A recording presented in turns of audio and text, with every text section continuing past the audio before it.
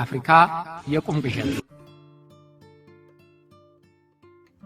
አፍሪካውያን ለመከራ የተፈጠሩ ይመስል የስቃይ እሳት እየነደደባቸው፣ የብሪት ጅራፍ እየጠበጠባቸው፣ የግፍ ረመጥ እያንገበገባቸው፣ የጭካኔ ቋጥኝ እየፈለጣቸው ምዕት ዓመቶችን አሳለፉ።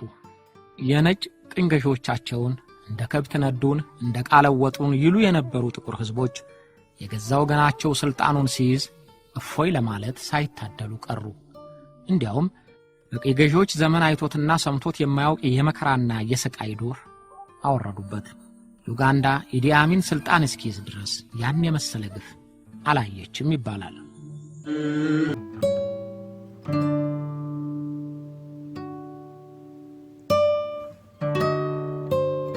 ከ1963 እስከ 1971 ዓመተ ምህረት ድረስ የዩጋንዳ ፕሬዝዳንት የነበረው ኢዲ አሚን ዳዳ በዓለም ዝናው የተሰማለት ሰው ነበር።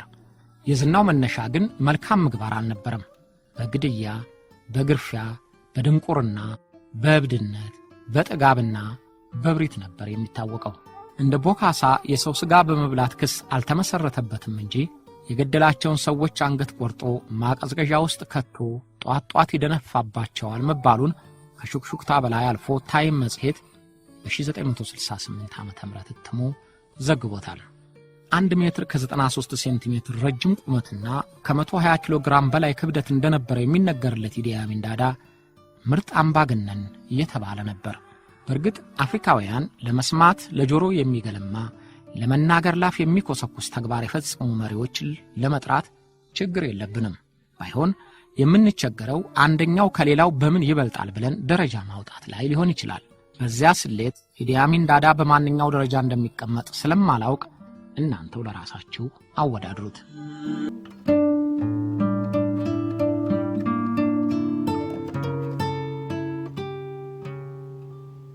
ጀነራል ኢዲ አሚን ዳዳ የተወለደበት ትክክለኛ ቀን አይታወቅም። የሕይወት ታሪኩን ራሱ አልጻፈም፣ ሌሎች እንዲጽፉትም አላደረገም።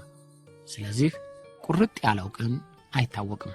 አንዳንዶች በ1916 ተወልዷል ሲሉ በ1918 የሚያደርጉት አሉ። በዚህ ስሌት በ1971 ዓመተ ምህረት የመሪነት ሥልጣን ሲይዝ 46 ወይም 48 ዓመት ይሆነዋል። አባቱና እናቱ ስለተለያዩ የቀን ሥራ እየሠራ ከእናቱ ዘንድ ማደጉን ራሱ ተናግሯል። ትምህርቱ ከአራተኛ ክፍል አልዘለለም። በኋላ ራሱ እንደሚለው በግዳጅ ሌሎች እንደሚሉት በረዳት ምግብ አብሳይነት በእንግሊዝ የጦር ውስጥ ተቀጠረ። ኢዲ አሚን በወታደርነቱ ተመሰገነ። የሰውነት አቋሙ፣ የእንግሊዘኛ ቋንቋ አጠቃቀሙ በእንግሊዞች ዓይን ሞገስ ስላስገኘለት የ10 አለቃነት ማዕረግ፣ በዓመቱ ደግሞ የ50 አለቃነት ማዕረግ ተሾመ። በሁለተኛው የዓለም ጦርነት ፍጻሜ ወደ በርማ ለወታደራዊ ግዳጅ ዘምቷል። እንግሊዞች የኬንያን የነጻነት ታጋዮች ለመጨፍለቅ ባደረጉት ሙከራ ኢዲ አሚንን ተጠቅመውበታል። የሻለቃ ባሻ ኢዲ አሚን የማውማው ታጋዮችን በመግደል ተባብሯቸዋል። ዩጋንዳ ነጻነቷን በ1954 ዓመተ ምህረት ስታገኝ የሻለቃነት ማዕረግ ሰጥተው የሰራዊቱ ምክትል አዛዥ አደረጉት።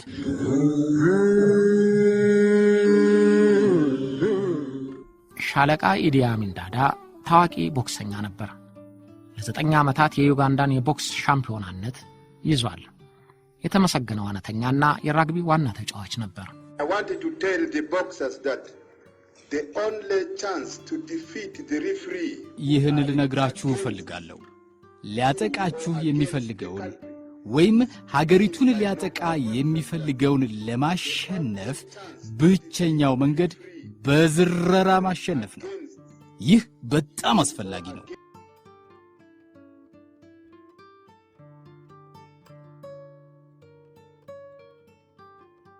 እንግሊዞች ለዩጋንዳ ነጻነቷን ሲመልሱ ከዩጋንዳውያን ሁሉ አብልጠው አሚንን በመፍቀዳቸው የመከላከያ ዋና ኃላፊ አድርገውታል። ሚልተን ቦቴ የመጀመሪያው ጠቅላይ ሚኒስትር ሲሆን ኢዲ አሚንን ኮሎኔል አድርጎ የጦር ኃይሎች ጠቅላይ አዛዥነትን ሾመው። ውሎ አድሮ ግን ሁለቱ መሪዎች መስማማት አቃታቸው። ኢዲ አሚን የጎሳዎቹን አባላት ለወታደርነት መመልመል ጀመረ። ለመከላከያ ሚኒስትር ከተመደበው እርዳታ 20,000 ፓውንድ መዝረፉን ታወቀበት። ስለዚህ ፕሬዝዳንት ቦቴ ከጠቅላይ ጦር አዛዥነቱ ሥልጣን ቀንሶ የምድር ጦር አዛዥ ብቻ አደረገው። ኮሎኔል ኢዲ አሚን የወደፊት ዕጣውን አሰላሰለ። መቼም የጦር ኃይሉን ያህል ክፍል የሚመራ ክንዱ መፈርጠሙ ያለ ነውና ኢዲ አሚንም ጊዜው ሊጠቀምበት ፈለገ። ፕሬዝዳንት ሚልተን ኦቦቴ አገራማን ብሎ ለስብሰባ ወደ ሲንጋፖር በሄደበት ወቅት በጥር ወር 1963 ዓ.ም መንግስቱን ፈነቀለ። አየር ጣቢያውንና ቤተ መንግስቱን ተቆጣጥሮ አዋጅ ነገረ። የአዋጁ ይዘት እንደ አብዛኛዎቹ ወታደራዊ መፈንቅለ መንግስቶች አይነት ነበር። አሚን እንዲህ አለ: እኔ ወታደር እንጂ ፖለቲከኛ አይደለሁምና ሁኔታዎች ሲረጋጉ በምርጫ ላሸነፈው ስልጣንን እለቃለሁ አለ። I am not ambitious of standing for power, but my job is that I want to hand over the government clean to somebody who is coming into power. All these corruptions, and then when he comes he will have በስልጣን ለመቆየት ጉጉት የለኝም። የኔ ተግባር ለሚመረጠው መሪ ሁሉንም ንጹህ አድርጌ ስልጣን ማስረከብ ነው። እኔ ስልጣን በማስተላለፉና ስልጣን ለያዘው መሪ ታዛዥ በመሆን ለማሳየት የመጀመሪያው የአፍሪካ መሪ መሆኔን ስታዩ ትደነቃላችሁ።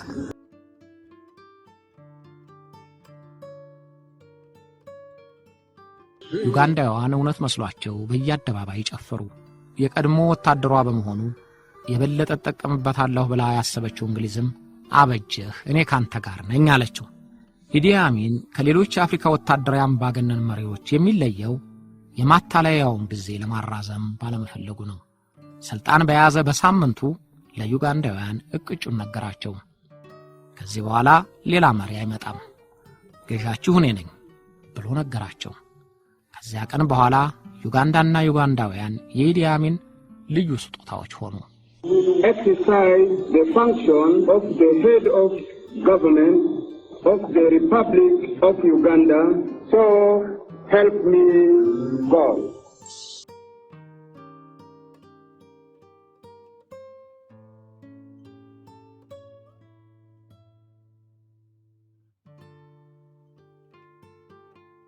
የጀነራል ኢዲ አሚን ልዩ ባህሪዎች ተወርተው የሚያልቁ አይደሉም።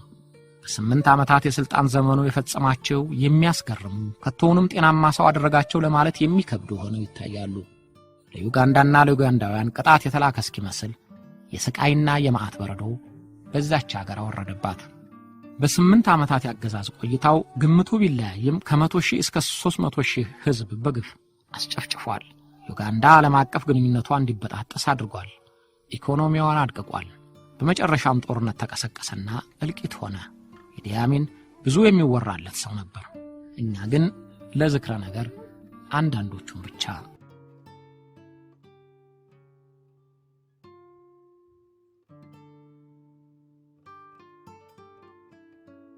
ኢዲ አሚን ስምና ጌጥ እጅግ አብዝቶ የሚወድ ሰው ነበር። በማዕረግ ላይ ማዕረግ ጭኖ አይበቃውም። በሜዳያ ላይ ሜዳሊያ ደራርቦ አይረካም። በየጊዜው አዲስ ማዕረግና ሜዳሊያ ይደራርባል። የፕሬዝዳንትነት ስልጣን እንደያዘ ከኮሎኔልነት ባንድ ጊዜ ጀነራል ሆኛለሁ አለ። ከእንግሊዞች ጋር ከተጣላና ካባረራቸው በኋላ የእንግሊዝ ኢምፔሪያሊዝም ድል አድራጊ ነኝ አለ። ድል አድራጊም በመሆኑ ፊልድ ማርሻል ሆኛለሁ አለ። የጂኦግራፊ ፕሮፌሰር ነኝ አለ። በዚያ ላይ መካ መዲና ሄጄ ሐጅ ሆኛለሁ አለ። ስለዚህ የመጨረሻው ወረቀት የሚያውቀው የማዕረግ ስያሜው ክቡር የዕድሜ ልክ ፕሬዝዳንት ሐጂ ዶክተር ኢዲ አሚን ዳዳ የጂኦግራፊ ፕሮፌሰር የእንግሊዝ ኢምፔሪያሊዝም በአፍሪካና በዩጋንዳ ድል አድራጊ እንዲባል ወሰነ። ይህ ስያሜ በደብዳቤም ሆነ በቃል ሲነገር በትክክል መጠራት አለበት። በስልጣን የመጨረሻዎቹ ዓመታት ግድም እንግሊዞችን አሸናፊነቱን ለማረጋገጥ የስኮትላንድ ንጉሥ የሚል ስያሜም ጨምሮበት ነበር። በኢዲ አሚን ፊት ሞገስ ለማግኘት እነዚህን ስያሜዎች አስተካክሎ መጥራት አስፈላጊ ነው። አዘውትሮ በሚለብሰው ወታደራዊ ዩኒፎርም ላይ የሚጭነው የማዕረግ መለያ በዩጋንዳ መከላከያ ሰራዊት በጭራሽ አይታወቅም። በእርግጥ ይህ የብዙዎቹ አምባገነን ወታደራዊ መሪዎች ባህሪ ነው። ታላቅ ሜዳሊያዎች ይገጠገጣል። በደረቱ ላይ የሚንጠለጠለው ሜዳሊያ ብዛት ለሽያጭ የሚታይ ጌጥ እንጂ የክብር መግለጫ አይመስልም። በትከሻዎቹ ላይ የሚደረድረውና የሚያንጠለጥለው ጌጣጌጥ ብዛቱ ሸክሙን መያዙ ብቻ እንደ ልዩ ሰው ሲያሳየው ቆይቷል። እንደዚያ እንደተሸለመች በቅሎ አጊጦ በገለልተኛ ሀገሮችና በአፍሪካ አንድነት ድርጅት የመሪዎች ስብሰባ ላይ ሲንጎማለል ተሰብሳቢዎቹ በሽሙጥ ሲታዘቡ በተቀረጹት ፊልሞች ላይ ይታያሉ። የኢዲ አሚን የ8 ዓመት የሥልጣን ቆይታ እንዲህ ነበር።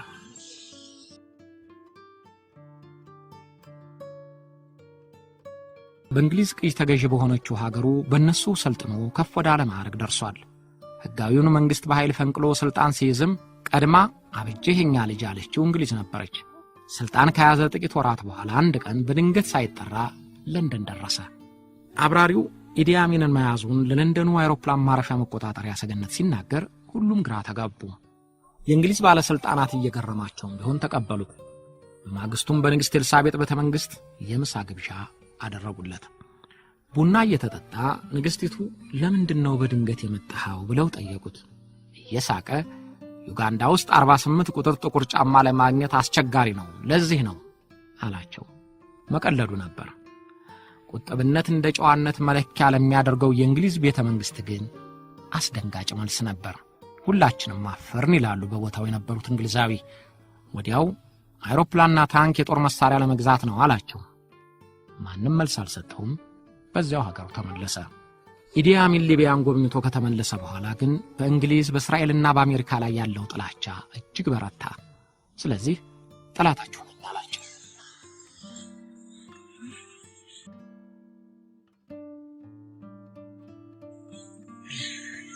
በተገኘው አጋጣሚ ሁሉ እንግሊዝን ያዋርድልኛል ያለውን ንግግር ማሰማትና መዝለፍ ስራው አደረገው። በ1967 ዓመተ ምህረት የእንግሊዝ ኢኮኖሚ ተዳክሞ ቀውስ ውስጥ ገብታለች የሚባልበት ጊዜ ነበር። ኢዲ አሚን እንግሊዝን እንርዳ የሚል መልእክት በሬዲዮ አስተላለፈ።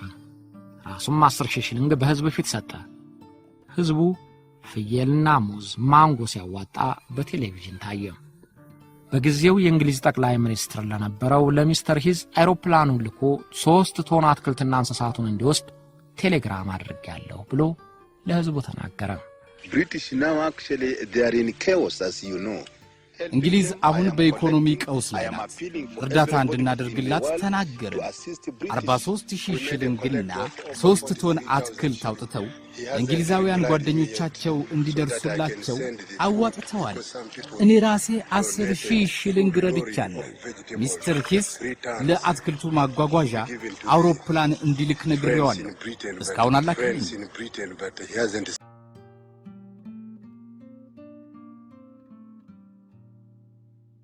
ጀነራል ኢዲ አሚን የእንግሊዝ ፓስፖርት የያዘ ለረጅም ዓመታት የኖረው እንግሊዛውያን ከሀገር እንዲወጡ ኤምባሲያቸውም እንዲዘጋ አዘዘ። ራሱንም የእንግሊዝ ኢምፔሪያሊዝም በአፍሪካ በጠቅላላ በቀጥታ በዩጋንዳ ድል አድራጊ ነኝ አለ። I have been honored by the highest order of the conqueror of the British imperialism in Uganda. አንድ ቀን የእንግሊዝ ኤምባሲ ሰራተኞችን ሰብስቦ እንግሊዝ በዩጋንዳ ላይ ላደረሰችው በደል ተንበርክከው ይቅርታ እንዲጠይቁት አዘዛቸው። አሚን አዘዘ ማለት ደግሞ ካልተፈጸመ አደጋ ተከተለ ማለት ነው። እንግሊዞች መሞት አልፈለጉም። የለህንና የክብርን ጉዳይ ትተው አንድ እጃቸውን ሰቅለው በጉልበታቸው ተንበርክከው ይቅርታ ጠየቁት። አጠገባቸው ወታደራዊ ልብሱን ለብሶ እጁን ከወገቡ ላይ አድርጎ እየሳቀ የሚንጎራደደው ኢዲ አሚን ይቅር እስኪላቸው ለደቂቃዎች ተንበረከኩ። ሌላ ጊዜ ደግሞ እንዲህ አደረገ። እንግሊዞች ቀድሞ የገዥነታቸው ወቅት በዩጋንዳውያን ላይ አድርገውታል እንደሚባለው ተሸክመው እንዲያጓጉዙ ታዘዛቸው። ኢዲ አሚን ወንበሩ ላይ ተቀመጠ። ወንበሩ በግራ ቀኝ አግድም እንጨት ታስሮበት በዩጋንዳ ባንዲራ ተሸፈነ። ግዙፉ ኢዲ አሚን በወንበር ላይ ተቀምጦ እንግሊዞቹ በእንጨቱ ተሸክመውት ላባቸው እየተንጠፈጠፈ በሕዝብ ፊት አጓጓዙት። ሕዝቡ ያጨበጭባል። ኢዲ አሚን በትረ መኮንን የያዘ እጁን እያውለበለበ ይስቃል። ይኸውላችሁ ኢዲ አሚን ዳዳ ማለት እንዲህ ያለ ሰው ነበር።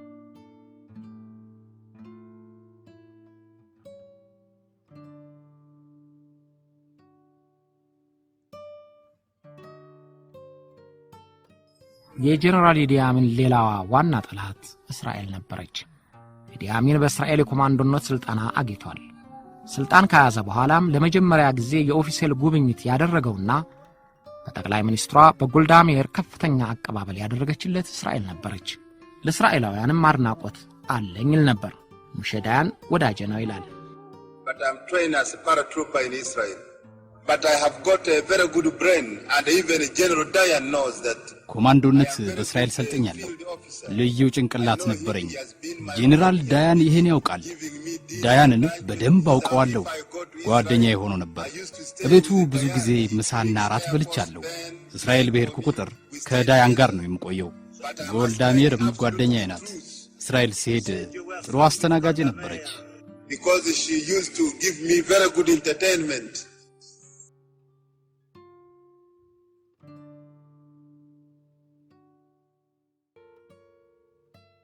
ሊቢያ ሄዶ ጋዳፊን ካነጋገረና ጥልቅ ወዳጅነት መሰረትኩ ካለ በኋላ ግን በአንድ ጊዜ የእስራኤልን ወዳጅነት ሰረዘው። የእስራኤል ኤምባሲን ዘግቶ ለፍልስጤም ነፃ አውጪ ህንጻውን ሰጣቸው። የጥቁር መስከረም ታጣቂዎች እስራኤላውያን የተሳፈሩበትን አውሮፕላን ሲጠልፉ መደገፍ ብቻ ሳይሆን ኢንቴቤ እንዲያርፉ ፈቀደላቸው። ግን የእስራኤል ኮማንዶዎች ኢንቴቤ ድረስ ሄደው የታገቱትን በማስለቀቃቸው ጥላቻው ባሰበት። ስለዚህ እስራኤል ወንጀለኛ ናት አለ። I changed from Israeli alliance because Israeli are criminals. ወዳጅነቴን ከእስራኤል ወደ አረቦች የለወጥኩበት ምክንያት እስራኤሎች ወንጀለኞች ስለሆኑ ነው። የሚታመኑ ሰዎች አይደሉም። እውነት መናገር አይሆንላቸውም። በጉልበት ፍልስጤምን በአሜሪካና በእንግሊዝ ስጦታ ግዛታቸው አደረጓል።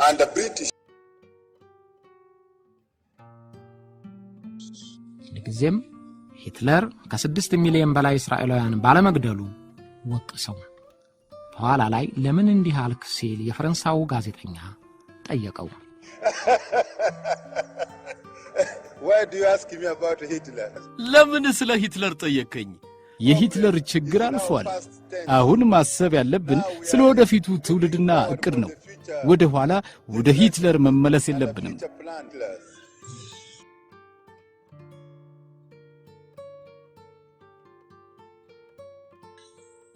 ጀነራል ኢዲ አሚን ራሱን ሁሉ ጊዜ ደፋር፣ የጠለቀና የመጠቀ ዕውቀት ያለው አድርጎ ይቆጥራል። ይህንንም በአደባባይ የሚናገረው እንጂ በጉንጉንታ የሚሰማ አይደለም።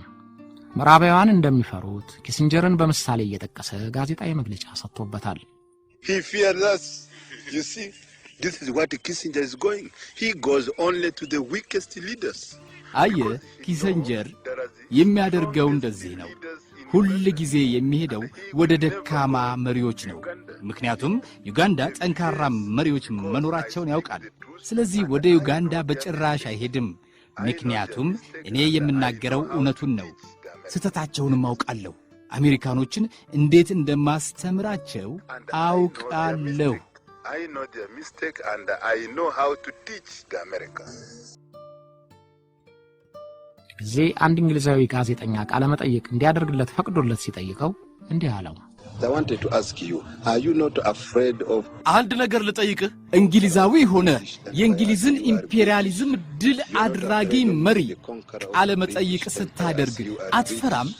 You are not afraid of አፍሪካውያን ታላቅ መሪ አድርገው ተስፋቸው እንዳደረጉት፣ አረቦች እውነተኛ ሰው መሆኑን ተረድተው ወዳጃቸው እንዳደረጉት ተናግሮ አይታክትም። የሀገር መሪዎች በስብሰባ ላይ እሱ ካልተናገረ ቅር እንደሚላቸው በይፋ ይናገራል። And even in the OAU, if I don't speak, በአፍሪካ አንድነት ድርጅት ሳልናገር የቀረሁ እንደሆነ ሁሉም ጠይቃል። ስለዚህ እናገራለሁ። ባለፈው ጊዜ በገለልተኛ ሀገሮች ስብሰባ ላይ ብዙም አልተመቸኝም ነበርና መናገር አልፈለኩም። ግን ጉባኤው ለመዘጋት 15 ደቂቃ ሲቀረው ተናገር ተባልኩ። ግሩም የሆነ ንግግር አደረግኩ። ካስትሮ ሳይቀር ከኔ ንግግር በኋላ ከእስራኤል ጋር ግንኙነቱ አቋረጠ። Castro broke relationship with Israel after my speech.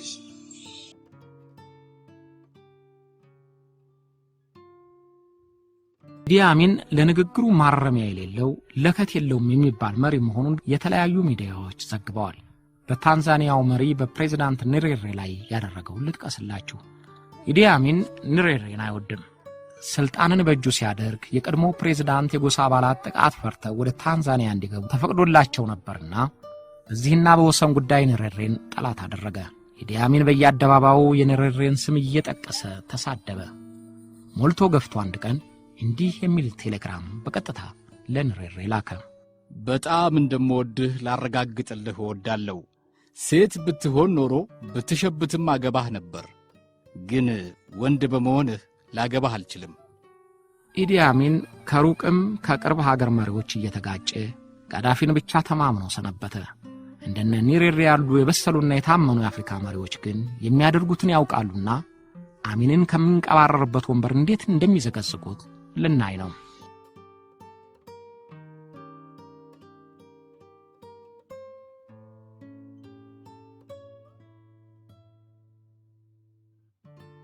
የኢዲ አሚን አገዛዝ አስጨንቆና አስጠብቦ ነው። የምንም ነገር መፍትሄ ማሰቃየትና መግደል ብቻ መሆኑን ያምናል። ስለዚህ የራሱን ሕዝብ ውሃ ቀጠነ፣ ቁራ ጠቆረ እያለ ቀነጠሰው። በቀይ ገዢዎች ጊዜ ያልተጨፈጨፈ ሕዝብ ደሙ ጎርፍ ሆኖ የናይልን ወንዝ እስኪያቀላ ፈጀው። በምን ምክንያት ሰው ይገደላል የተባለ እንደሆነ ምክንያቱማ አያስፈልግም። እሱም ይገድላል፣ ታማኞቹ ይገድላሉ፣ እነሱም በሌላ ጊዜ በሌሎች ይገደላሉ። ገበሬዎች፣ ወታደሮች፣ ተማሪዎች፣ ምሁራን፣ ጠበቆች፣ ዳኞች፣ ሚኒስትሮች፣ ጳጳስ ሁሉም በአሚን የመረጃ ቢሎ ታርደዋል። የገዛ ሚስቱን ሳይቀር አስገድሉ።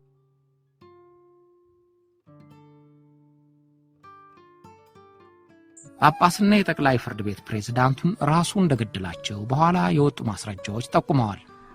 ኢዲ አሚን ግን ሊያመልጡ ሲሞክሩ ተገደሉ እንጂ እኔ አልገደልኋቸውም ብሏል።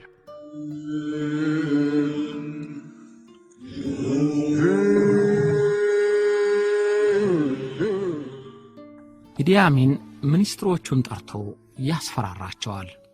ሚኒስትሮችን ሰብስቦ በኃይለ ቃልና በደም ፍላት ሲወርፋቸው በፊልም እንዲቀረጽ ያደርጋል። ትምህርት ይሰጣቸዋል፣ ያስጠናቅቃቸዋል፣ የፈለገውን ይነግራቸዋል። ይህ የምትሰሙት ድምጽ ኢዲ አሚን በአንድ ቀን የካቢኔ ስብሰባው ላይ የተናገረው ነው። The people have been not educated outside to know what actually is happening here in Uganda. And this is the weakness of the Ministry of Foreign Affairs. በውጭ አገር የሚማሩ የመንግስት ፖሊሲን እንዲማሩ አይደረግም። እዚህ ምን እንደሚደረግ አያውቁም። ይህ የውጭ ጉዳይ ሚኒስትር ስህተት ነው። ይህንን ዛቻ እዚያው ሆኖ ይሰማ የነበረው ውጭ ጉዳይ ሚኒስትሩ ማይክል ኦዴንግ ከዚህ ማስፈራሪያ 2 ሳምንት በኋላ ሬሳው በናይል ወንዝ ዳርቻ ላይ ታየ። All of you are in very high ranking governmental positions. Your duty is not to be very weak. You must not be like a woman. ሁላችሁም ከፍተኛ የመንግስት ባለስልጣናት የሆናችሁ እንደ ሴት ደካማ መሆን የለባችሁም። ሁላችሁም እንደ ሚኒስትር ችግሩን ሁሉ መፍታት አለባችሁ። ፕላናችሁን ማዘጋጀት አለባችሁ። ኢዲ አሚን እንዲያዘጋጅላችሁ መጠበቅ የለባችሁም። You must be a person who to approach everybody as a minister. As a minister, governor, እንደ ሚኒስትር እንደ ከፍተኛ ባለስልጣን መሪያችሁን መውደድ አለባችሁ። ማንኛውም ሰው መሪውን መውደድ አለበት። ይህንን ለሕዝቡ ማስተማር የሚኒስትር ተግባር ነው። they must love their leader. If I see the minister is coward, automatically I kick you out of my office. ሚኒስትር ፈሪ ሆኖ ካየሁት ከቢሮዬ ወዲያውኑ አባረረዋለሁ። ምክንያቱም ችግር እንዳለባችሁ ያሳየኛል። Because I know that you have got something wrong with you. And even whether you hide, you will be known in a light. የትም ብትደበቁ የትም ብትሄዱ ልታመልጡ አትችሉምና ትታወቃላችሁ። You will be known.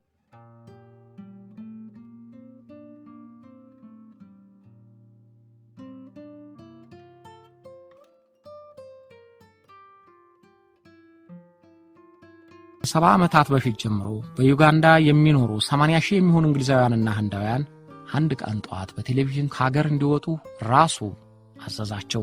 በኢዲ አሚን ዘንድ ካቢኔ መክሮበት አስተያየት ተሰጥቶበት የሚባል ነገር የለም። አሚን ደስ ያለውን ለማድረግ ብቻ የተፈጠረ መሆኑን ያምናል። ስለዚህ የፈለገውን ብቻ ያደርጋል። ኢኮኖሚውን 80 በመቶ የያዙትን የውጭ አገር ተወላጆች በ3 ወር ጊዜ ውስጥ እንዲለቁ ማድረጉ ሀገሪቱን ወደ ብልጽግና ይወስዳታል ብሎ አመነ። ኢዲ አሚን ካመነ ደግሞ ሌላ ምክር አያስፈልግም። ሀገር ተጫጫኸ፣ ኑሮ ተመሰቃቀለ። አሚን ግን ከውሳኔው ፍንክች አላለም። እንግሊዝ እንነጋገር ብትልም ራሱ ጠቅላይ ሚኒስትሩ ሂስ ካምፓላ ድረስ ካልመጣ አንድም ሌላ ሰው እፊት አይደርስም ብሎ ዘጋ። ከዚያ ወዲያ ነው እንግሊዝና አሜሪካ አምባሲያቸውን የዘጉት። እርሱም ፈርተውን ሸሹ እያለ ዘበተባቸው።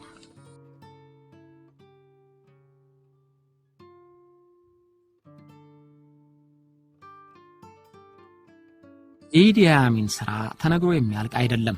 ባጭሩ ዩጋንዳ በጋለ ብረት ምጣድ ላይ እንደተጣደ ሥጋ ተንገረገበች። ኢዲ አሚን ግን አንድ ጊዜም ስህተት ሰርቻለሁ ብሎ አያውቅም። ምክንያቱም የሚሠራውን ሁሉ ፈጣሪ አዞኝ የማደርገው ነው ባይ ነው። መንገዱን ራሱ አላህ ያመለክተኛል ይላል። አላህ በሕልም የቀኑን ለጧት የማታውን ለቀን እንደሚነግረው በድፍረት ይናገራል። ሕልሙ መሬት ጠብ የማይል በመሆኑ የወደፊቱን የሚሞትበትን ቀን ሳይቀር እንኳ አውቃለሁ ይላል። Some people dream which is not the truth, but I dream the truth. I dream when I was still just nothing completely. አንዳንድ ሰዎች ሕልማቸው አይዝም። እኔ ግን እውነተኛውን ነገር አልማለሁ። ገና ምንም ሳልሆን ትንሽ ሆኜ አዛዥ እንደምሆን ሕልም አይቼ ነበር። በዓለም ከፍተኛው መሪ እንደምሆን ሕልም አይቼ ነበር። ይኸው በዓለም የታወቅኩ መሪ ሆንኩ። ባለፈው ነሐሴ ከንጋቱ 11 ሰዓት ሲሆን ኢኮኖሚውን የሚመጡትን የውጭ ዜጎች ለማስወጣት ከወሰንክ ለዩጋንዳ ብቸኛ አማራጭ ነው የሚል ሕልም አየሁ። ወዲያው ተነስቼ ቁርሴን ሳልበላ የኢኮኖሚውን ጦርነት አወጅኩ። ይህም እውነት ነው። ይኸውና ዛሬ ዩጋንዳውያን በጥሩ ሁኔታ ይኖራሉ። በትክክል መቼና እንዴት በምን ሰዓት እንደምሞት አውቃለሁ። በማንኛውም ዓመትና ቀን እንደምሞት አውቀዋለሁ። ስለዚህ ማንም ምንም ሊያደርገኝ አይችልም። What time I am going to die, this I know.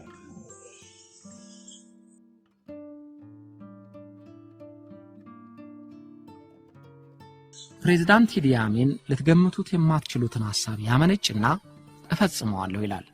የባህር በር ለሌላት ዩጋንዳ የባህር ኃይል አቋቁሜ ስልጠና እየሰጠሁ ነው ይላል። ያጥፍቶ ጠፊ ተዋጊዎች አዘጋጅቻለሁ ይላል። የጎላን ተራራን ከእስራኤል ለማስለቀቅ ልምምድ ጨርሰናል ብሎ ለጋዜጠኞች መግለጫ ይሰጣል። አንድ ሄሊኮፕተርና 2 ታንኮች በሚታዩበት ልምምድ ራሱ አዛዥ ሆኖ ሲያዘምት በፊልም ተቀርጿል። የተዋጊ ጀት ደርሶ ጎላንን ሲደበደብና ኮማንዶዎች አካባቢውን ሲቆጣጠሩት ያሳይና በቅርብ ቀን ጎላንን እናስለቅቃለን ብሎ የፉከራ መግለጫ ይሰጣል። ፊልድ ማርሻል የድሜኒክ ፕሬዝዳንት ሃጂ ዶክተር ኢዲ አሚን ዳዳ ማለት ይህ አይነት ሰው ነው።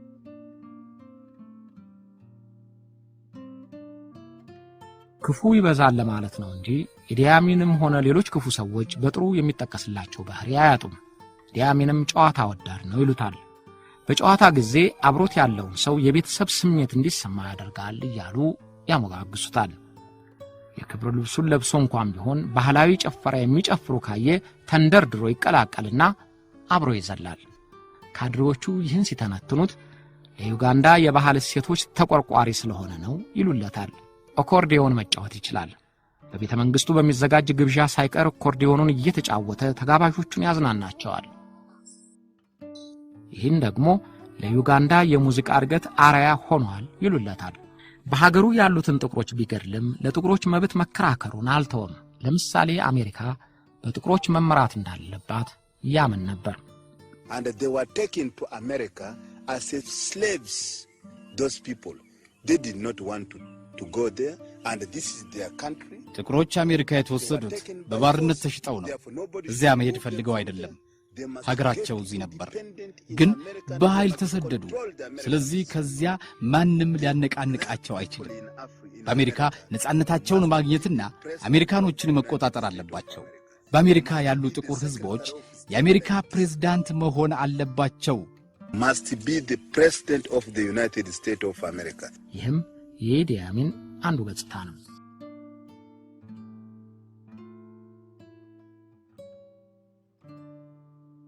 መቼም ሁሉ ነገር ልክና መቆም ያለው፣ ነፋስም ነፍሶ ውሃም ሞልቶ በረዶም ወርዶ ይቆማል።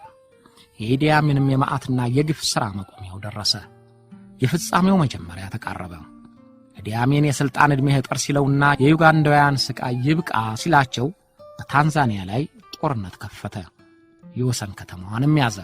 ፕሬዝዳንት ኒሬሬ የትዕግሥት ገመዱ ተበጠሰ።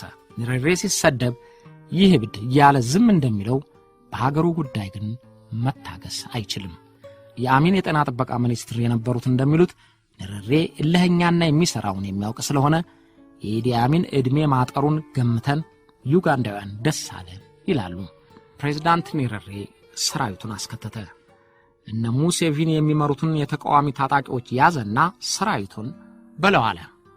ታንዛኒያ ጦር ወር ሳይሞላ ወሰኑን አልፎ ካምፓላን ተቆጣጠረ።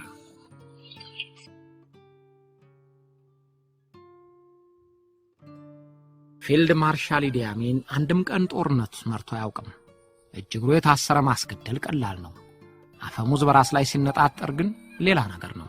እንደ ቆርኬ የሚያቅጨለጭለው ጌጡም አንዳች ጉልበት አልሆነውም። ያ ሁሉ ስድብና ፉከራውም ጦር አልመከተለትም። ጋዳፊ የላከለት አንድ ብርጌድ ጦርም አልመከተለትም። በዓለም የነበሩ አብዛኛዎቹ አምባገነኖች እንደሚያደርጉት ኢዲ አሚንም የመጨረሻዋ የጭንቀት ቀን አብረከረከችው። ስለዚህ ኮሎኔል ጋዳፊ በላከለት ሄሊኮፕተር ያሰማራውን ሰራዊት ተመለስ እንኳን ሳይል እግሩን ነቅሎ ወደ ትሪፖሊ ሸሽቶ አመለጠ።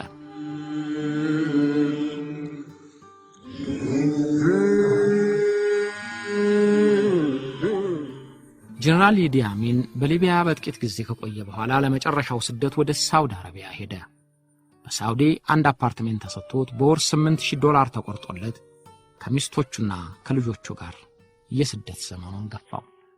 በነገራችን ላይ ኢዲ አሚን 5 ሚስቶችና 30 ልጆች እንዳሉት ይነገራል። በሳውዲ አረቢያም በነበረበት ጊዜ ህዝቤ ይወደኛል የሚለውን ቅዠቱን አልተውም። ወደ ዩጋንዳ ለመመለስ ዛይር ድረስ መጥቶ ነበር።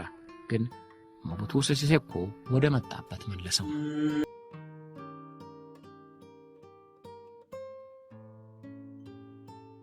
ፊልድ ማርሻል ኢዲ አሚን ዳዳ በ80 ወይም በ78 ዓመቱ ሐምሌ 13 ቀን 1995 ዓ.ም በሳውዲ ሆስፒታል አረፈ።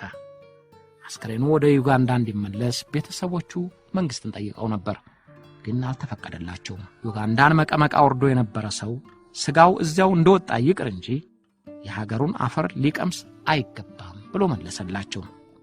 ኢዲ አሚን ዳዳ እዚያው ሳውዲ